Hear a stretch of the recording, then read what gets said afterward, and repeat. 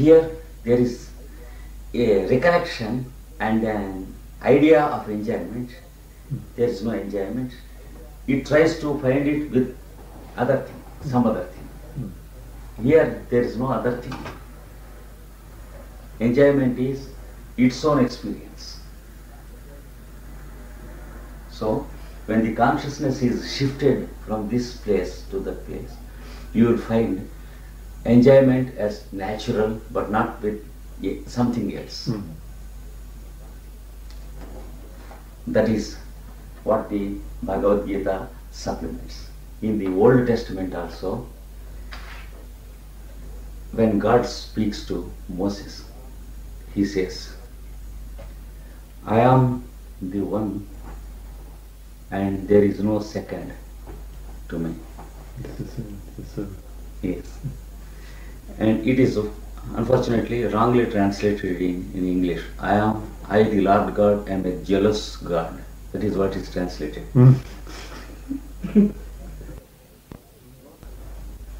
It's not jealous, but no second one. That is what is meant by that.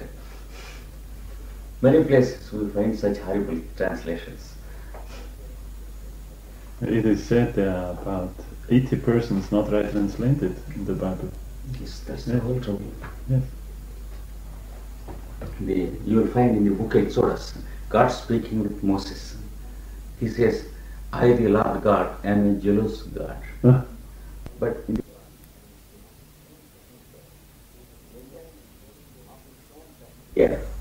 enjoyment of its own touch. Soul enjoyment is enjoyment of the touch of the soul. The body, mind and senses will have a touch of the soul.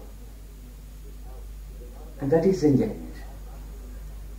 It is not by doing something or not doing something, but it is by having the touch of the soul. Every aspect in you, every atom in you will be enjoyment. That is how it happens. So, it is the soul quality.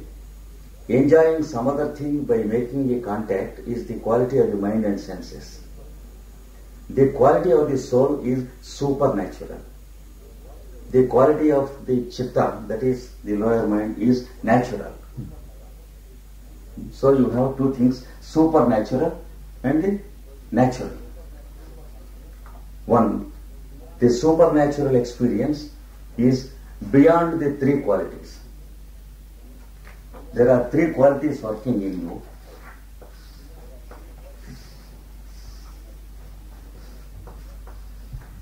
Inertia,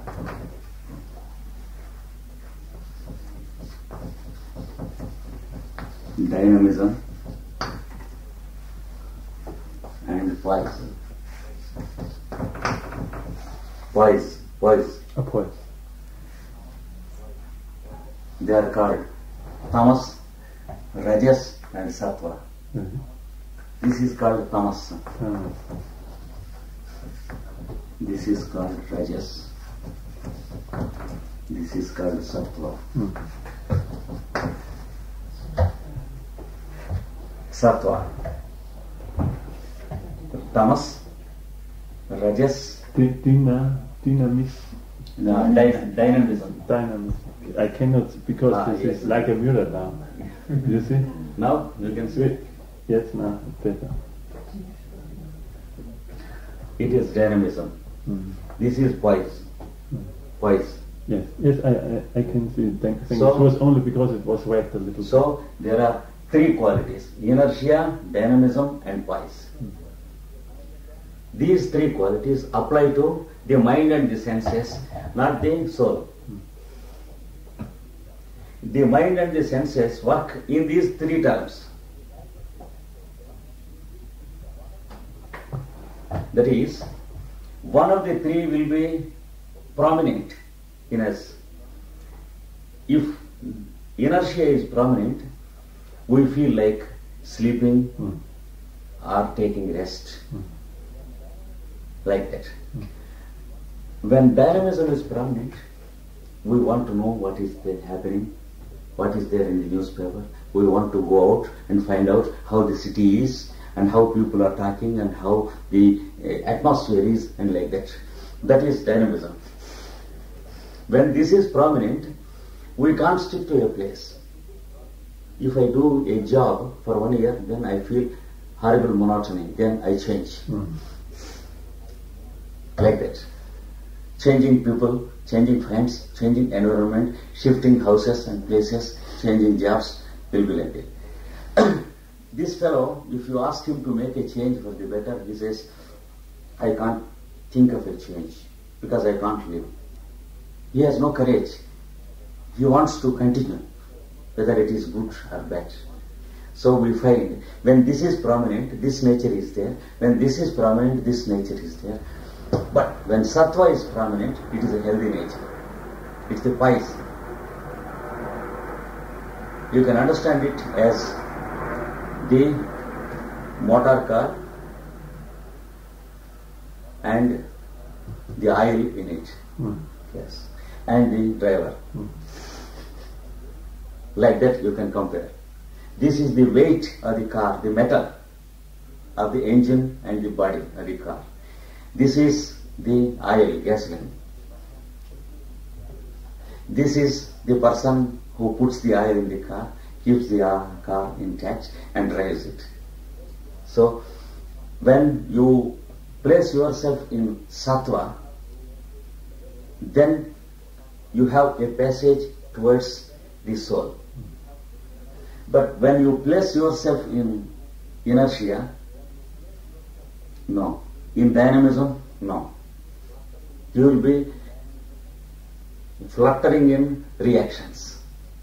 That is, doing something and reaping the consequences.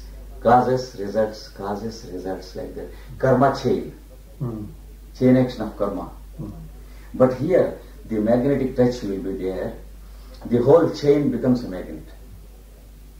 The whole chain of causes and results becomes a magnetic chain and not an iron chain.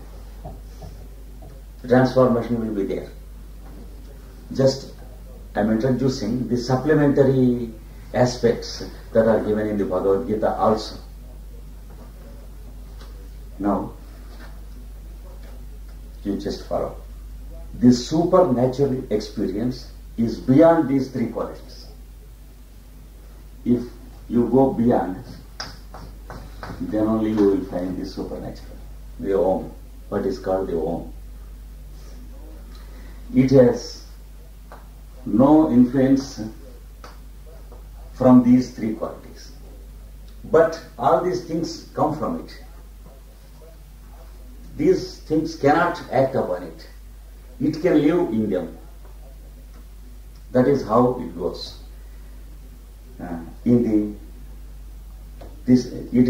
Now, this is called the ninth aspect of nature in the 8th chapter of Bhagavad Gita. The soul, nature, is called the ninth aspect of nature. There are 8 aspects which are affected by the 3 qualities in you. In you, you have the 8 and the 9th also. From the 8, you have to reach the 9th. The 8 are the 5 elements, that is solid, liquid, fire, air and space or ether. These are the 5.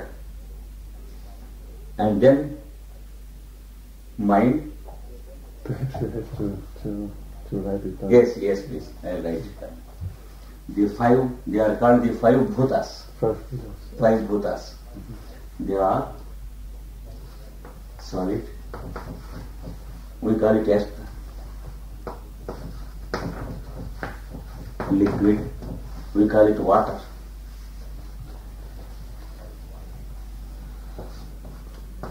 Fire, air. Fire is electricity. Pardon? Fire is electricity. Fire is the lowest form of fire of the 3.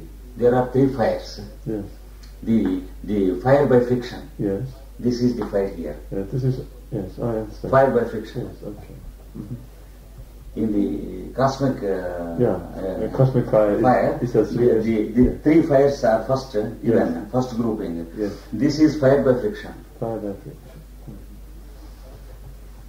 It is called physical fire in the scriptures. Yes. Fire, air, and the air is the mental. pardon? Air is mental. Air.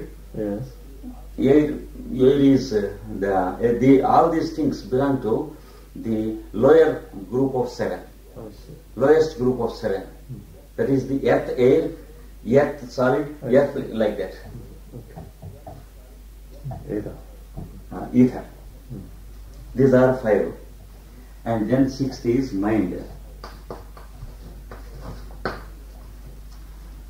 Seventh is buddhi.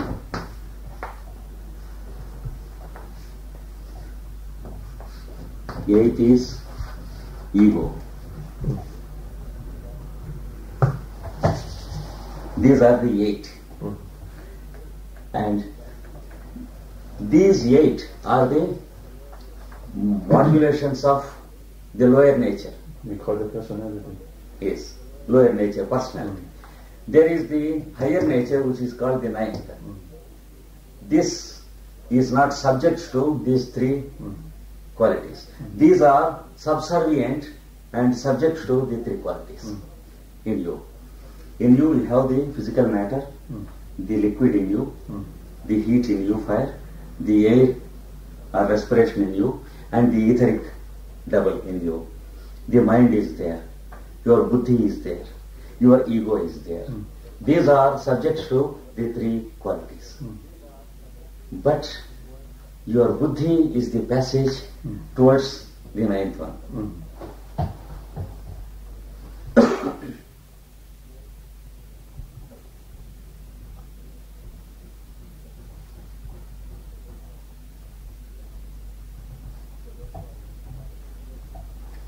So therefore it is called the higher nature or the ninth nature. And the 10th is what we call the Lord of the world. The 10th, the Lord of the world,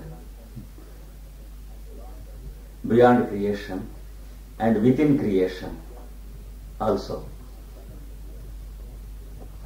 This is Sanat Kumara. This one? Yes, and the 10th. The 10th. The Lord of the world is Sanat Kumara. No, here this ninth has 7 subdivisions, and the 7th is Sanat Kumara in the ninth. These are only broad groupings. Each of it has 7 subdivisions. I am giving only the rough grouping according to the ancient Indian scriptures, because the Tibetan has given us only as much as we can understand in the 20th century. Yes. He has put a microscope on a particular section of the whole picture. Yes. So if we put a long field telescope over the whole picture, the detail will not be there, but the broad grouping is there, as into 8 and 9. When you make 9 as the 7 subdivisions, the 7th subdivision of the 9th is called the plane of the Kumaras. There you will find the 4 Kumaras. First is Sanat. Then you have to go to secret act. Now this much is clear. The 9th is called the higher nature in you, and the 10th is called the Lord of the world. Existing in you also, because we all exist in Him, He exists in us. Just as I told you, the many bottles submerged in the river and left like that. All the bottles are in the river, but every bottle has in it the river. Like that, the 10th principle exists in every one of us. Now this is one aspect.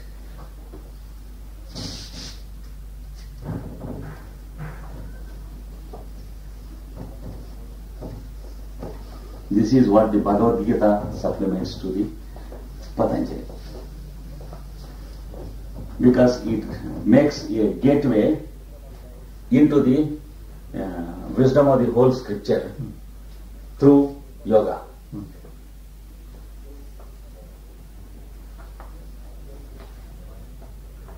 This ninth aspect is called soul.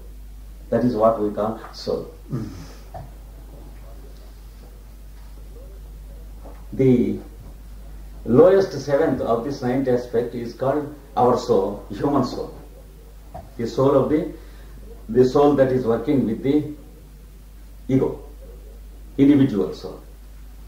Though there is nothing like individual soul, soul is working with the individual. So if we make the ninth aspect into 7 equal parts, the highest is the Sanat Kumara, the lowest is individual soul.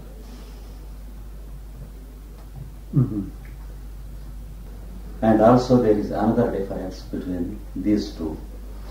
The ninth aspect belongs to the eternal. The ninth aspect, the soul, is eternal. All the other 8 are not eternal, they are periodical. They come and go. In the secret doctrine, that is in the stanzas of the book of Dhyan, it is said that the 10th one has his breath as the ninth, and he breathes out all the 8 and breathes in all the 8. This is the inhalation and exhalation of the whole cosmos.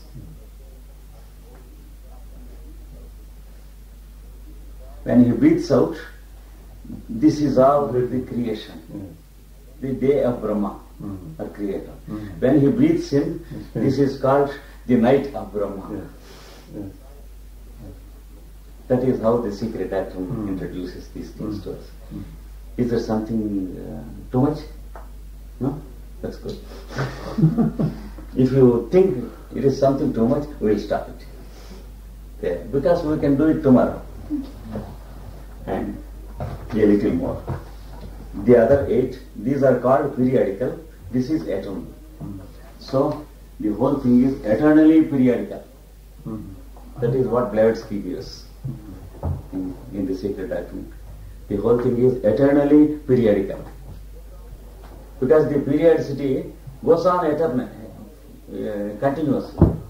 The coming out and going in, coming out, going in. It has no beginning and no ending. But every universe has its own beginning and its own ending. Like that.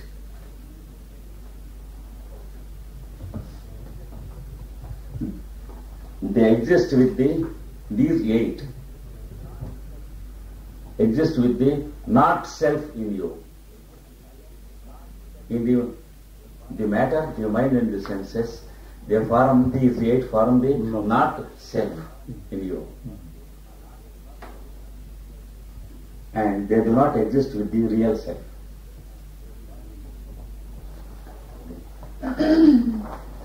Therefore, these 8 are called untruth in the scriptures. Untruth.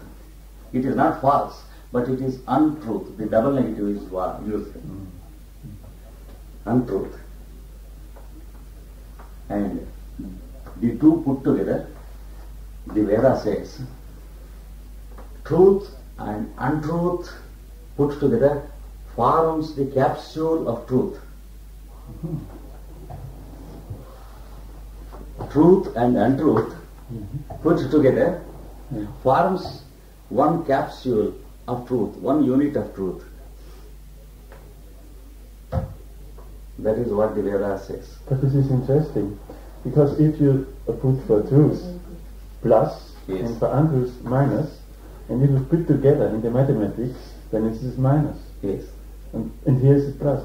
Here it is plus. Yeah, this is interesting. Yes. You can say like this. Yes. It's wild. Because this is the whole truth of everything, creation, dissolution, everything. This is the whole truth. Therefore, it is plus. I see. It's a little abstract, huh? in the relation with the mathematics. Huh? Yes. Yeah? So, the 8 aspects of nature we have given, the 3 qualities we have given, the 3 qualities apply to the 8 aspects and not the 9th aspect we have given. The 9th also is called in some scriptures, especially in the scripture of the Chaldeans and the Hebrews, it is called the virgin. The virgin. This is called the virgin nature. The virgin nature. What Virgin. is it? Ja, die Unberührte. It is also called the mother nature. Jungfrau. Mother, virgin mother. It is called the virgin mother. And the author of Bhagavad Gita, the compiler, who has made the book, you know Veda Vyasa.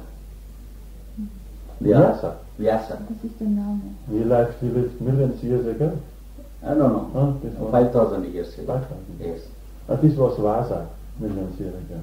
Vyasa. This is Veda Vyasa, the contemporary of Krishna. And he lived 5,000, there are calculations, astronomical, because he has given the astronomical constellations during his time. About 5,000 years ago he lived. And he has compiled this book, Bhagavad Gita. And he calls himself the son of the truth-bearing virgin. That is what he is called, the son of the truth-bearing virgin. Nein, die Wahrheit gebärende. Bearing.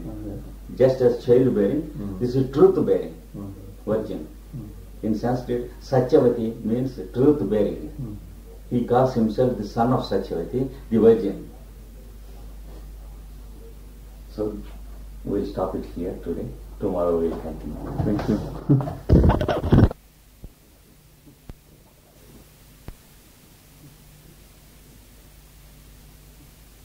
To look back about the items of the personal effort we are expected to make. The one is repeated application of the lower mind to get at the yoga state, that is rehearsal. That is what is called self-awareness. Be aware of yourself, that the mind and the senses are going into reaction, and make an attempt to suspend the process. The second is what is called detachment. That is, grow passive to the curiosity nature of the mind towards the external stimuli. This is the second thing. When these two are being constantly applied, when the awareness is repeated more and more often, it becomes a continuous awareness. And you will begin to live in a continuous awareness of your higher existence or a higher consciousness, which becomes stronger and more established. Then your lower existence goes out of your perception. That is, it begins to get absorbed in the awareness of your higher consciousness. Then gradually you will begin to live in the ninth aspect of nature. That also we have seen. The 8 aspects of nature are within the control of the 3 qualities of nature, are the gunas. The three qualities are, as we have seen, inertia, dynamism and poise. And when one of the first two qualities are dominating, the mind and the senses begin to react to the environments. If it is to the inertia, the mind and the senses want to stick to the same thing without any change. That is what we call habit. When the quality of dynamism is dominant, then there is instability. The mind and the senses crave for something new and a change. Every time we will be tempted to change the environment, change our contacts with the persons, and sometimes change the job and profession, change the place, or change the residence like this. We have a peculiar magnet for change, to have something new. In either way, the mind and the senses are responding to the environment and they are not able to feel their own true nature, because the nature they are contacting is the nature of the environment and the nature of the reaction and not their own nature. Now, by growing aware of this self, and when the awareness becomes continuous day by day, you will develop to grow into the higher nature, which is called the ninth nature. The 8 aspects of nature, they are under the purview of these 2 qualities, and the third is called poise. Though it is one of the 3 qualities, it is the quality that gives us a fillip to get absorbed into the higher nature. Therefore, it is desire. However,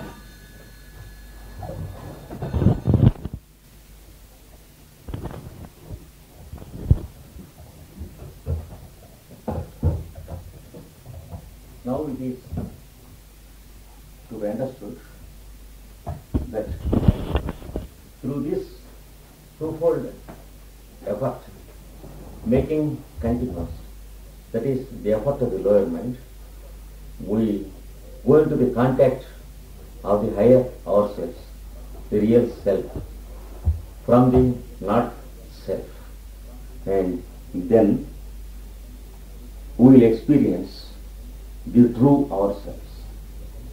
That is called the highest being. Gradually we will have a touch of our highest being, which we afterwards call soul, which is nothing but an utterance of the spirit, the Lord of the universe. Now, through this account, Patanjali says, the highest being presents himself to us. That is, the highest being is the higher ourself. Presence to ourself means the lower ourself, the not self.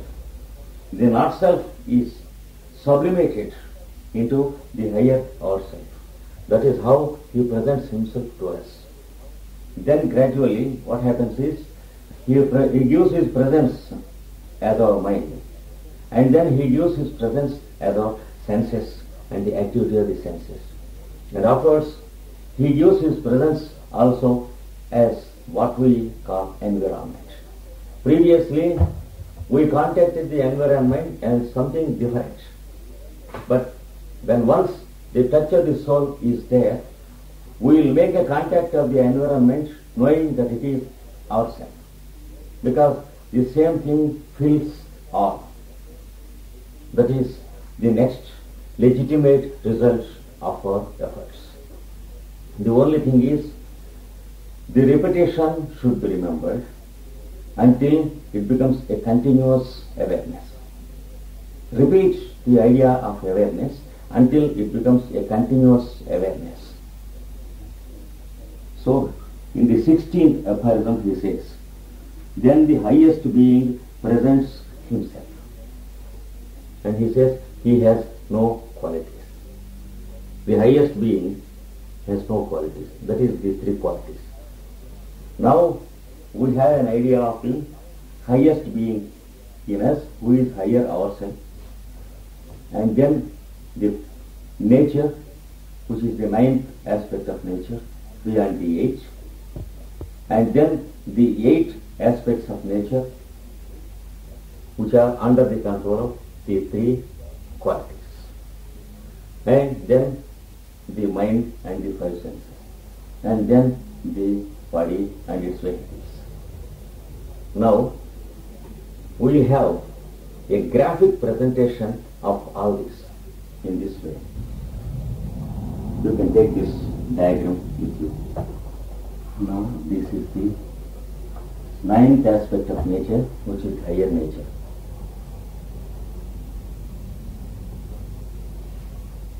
Beyond the three qualities.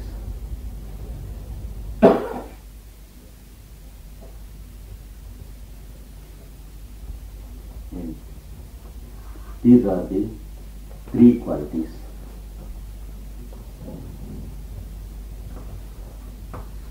Three qualities. And here you have the five elements: mind,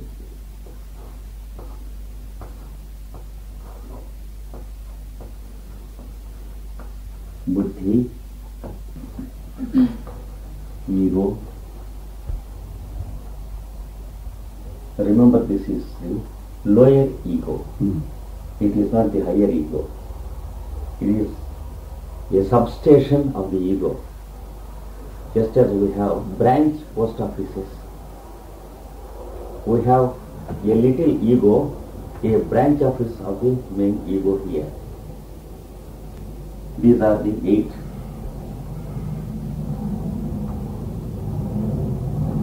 aspects of nature,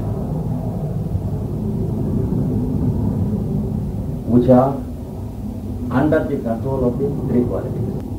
And with these five elements, we have the physical sheath prepared as a vehicle to hold the whole apparatus. So these five elements, earth, air, water, fire and ether, they form the fabric to prepare the layers of the body.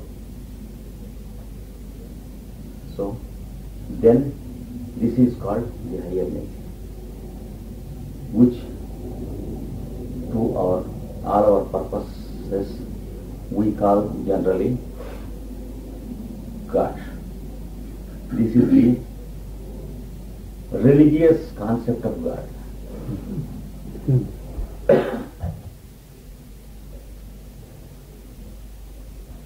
The religious discipline and training teaches this as our God. Not that the religious teachers do not know the higher God, but they know that when the beyond this, when it is pointed out, it is useless. It makes no difference to the common man. See, the religious teachers, they had to deal with the astral plane affairs of the people. That is the emotional. They have to deal with the emotional vehicles of the people. They have the thankless duty of tackling with the emotional people and scavenging the humanity from emotions.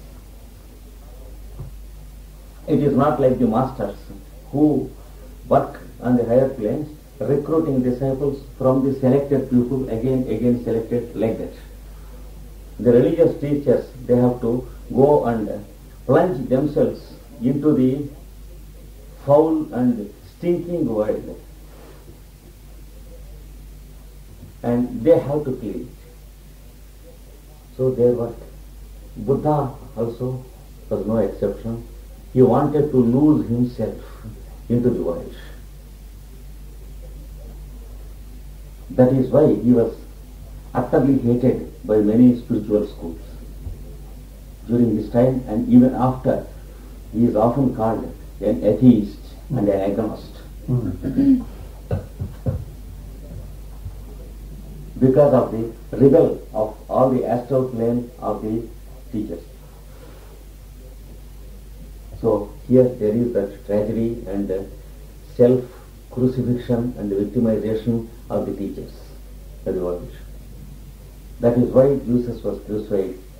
That is why Buddha was crucified on the higher mental plane by all the teachers. We know it. Now, this is the God of all religions. But spiritualism demands something more. When the training in the school is finished, the boy is taken to the college. When the training in the college is finished, the boy is taken to the university. When the training in the university is finished, the boy is taken into the universe. That is how the order goes. Here, the God who is worshipped religiously by all schools of religious thought is nothing but the ninth aspect of nature. That is beyond the qualities. There is the background nature in us beyond our qualities. Below that we have the nature that is controlled by the three qualities. It has many layers. We have individual nature, one layer. The personality nature, the bigger layer, the finer layer. And the human nature, another layer. The biological nature, another layer. And the earth planet nature, the next layer. Then the planetary nature in general of this solar system. Then the solar nature. Then only the cosmic nature, which is the true nature. It is the ninth aspect. I think then we can say the ego, the lower ego, is the master for the other kingdoms. Yes, exactly. He is given the power to make the circus with the lower other kingdoms. And in the relation to us is the soul. He is responsible Yes. to the soul. Yes. So he is the ringmaster of the circus. Yes. Okay. Don't care. Yes. So he is held responsible to the higher staff. Yes. Yes. They question him only, not others. Mm. That is how it goes. Mm. Now, this ninth aspect is also called the mother in the higher aspects of the religious worship. Both as mother and father, the same thing is worshipped in religions. But the concept of mother is given in every religion to sublimate the three gunas or qualities. You know, the worship of the Virgin, even long before Jesus' birth. And after the birth and crucifixion of Jesus, it has become more prominent in the Western world also. But in the Oriental, we have the worship of the mother as important as the worship of the father. But there is one aspect given by one spiritual teacher that we need the recommendation of mother to the father. That is how Ramanuja, one of the spiritual teachers, teaches. The ninth nature should sublimate us and receive us above the three qualities. And then she should present to the grace of the Lord that we are fit. That is why he says, the mother knows the child before the father knows. So this is an interesting aspect, by the way.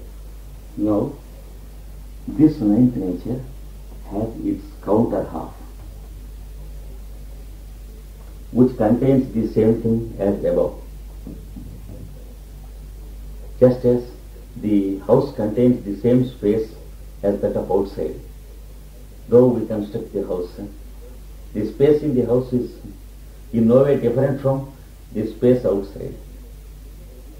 Similarly, this nature embeds into it some of the absolute. And this is the first or the 10th. This is the teaching of the decade by Pythagoras. That is the number 10 as the glory of the Lord and His creation. And he says that when this makes a union with Him, he gives in numbers. It results in the same one still existing as eternal, this as the periodical one universe coming out. This is how he explains Pythagoras. Every teacher has his own way of giving it to us to make us understand. This is, in fact, this is called in Indian scriptures Parabrahman. This is called by our Tibetan the divine. He calls it the divine. And this one he calls it the monadic. The monadic plane. The second of the main divisions, main 7 divisions the Tibetan has given us. This he calls it divine. This he calls monadic. This one. And this one he calls it the spiritual. The third main plane. About the 7 planes he gives. This is the first plane, the divine. This is the second plane, the monadic. And this is the third plane, that is spiritual. And this he calls intuitional. Because a piece of the two results in the intuition. A disharmony or domination of one of these two will make a separate existence of the individual which is not self. When these two